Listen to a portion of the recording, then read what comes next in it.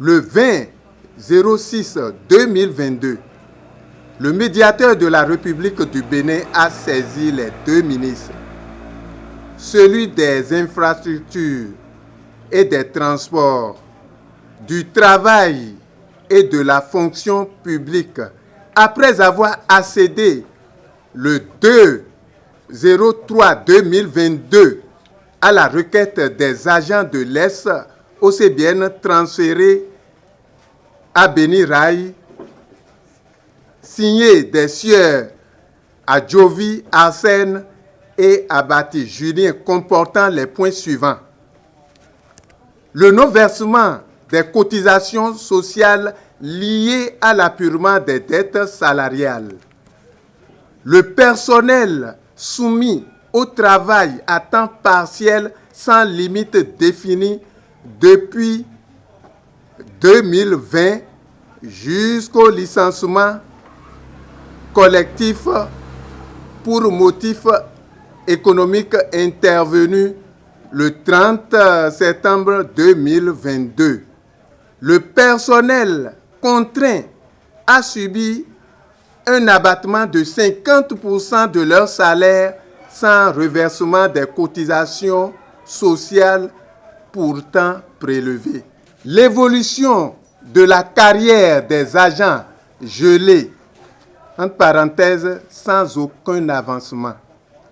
Les agents sont soumis à faire valoir leur droit à une pension de retraite depuis 2015 sans régularisation de leur situation administrative, sauf quelques-uns.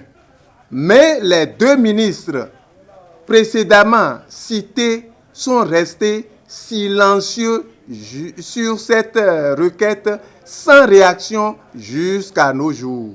Après la signature du protocole de résiliation conventionnelle des contrats de concession Béni Rai et autres portant sur la ligne ferroviaire Bénin-Niger, le 30-09-2022, le concessionnaire a licencié 395 employés qui étaient soumis au demi-salaire, c'est-à-dire le salaire à temps partiel dont il s'est servi pour calculer les droits alors qu'il avait annoncé l'arrêt des travaux par écrit le 11-11-2019, au temps où le salaire était au complet.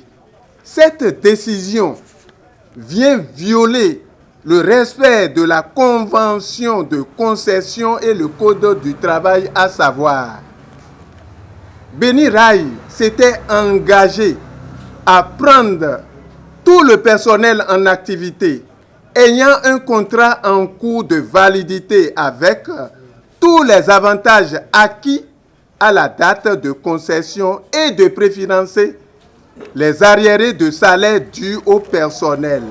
Comme prévu, 619 agents ont été transférés à Béni Rai.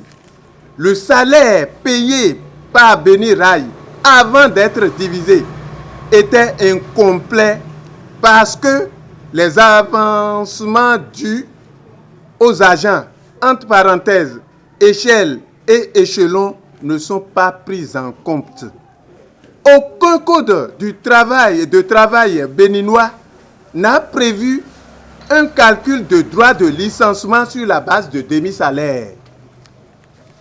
Le calcul des dommages et intérêts révisé à 9 mois par le nouveau code, qui n'est pas du goût des travailleurs, se voit réduit intelligemment à 4 mois et demi. Après toutes les démarches faites par les syndicats à travers le médiateur de la République en direction des deux ministres qui sont restés sans suite, le 1er 07-2023, les agents ont adressé les mêmes doléances au chef de l'État par voie de presse, tout en ayant soin d'ajouter quelques points dont le calcul des droits mal exécutés avec demi-salaire, ignorant le salaire complet avec les avancements au mérite. Le versement par le liquidateur de la cotisation CNSS, le FNRD, les moins perçus sur salaire, face à tout ce qui précède, les cheminots ont eu le sentiment d'être abandonnés par ces gouvernants. Toutes les voies de recours ont été épuisées pour alerter l'État, à savoir par écrit et par voie de presse. Mais silence total du gouvernement. L'employé ne met pas une société en concession, encore moins le retrait, mais dispose de sa voix pour porter ses revendications au plus haut niveau. Au pire du cas, où l'employeur disparaîtra, l'État se tiendra responsable de régulariser toutes les situations financières avec dommages et intérêts dus aux agents. Pour finir, les journalistes, nous demandons aux élus du peuple d'intervenir dans cette affaire avec nous parce que nous ne savons plus à quel saint se vouer. Nos démarches sont restées mortes et nos voix sont restées sans considération.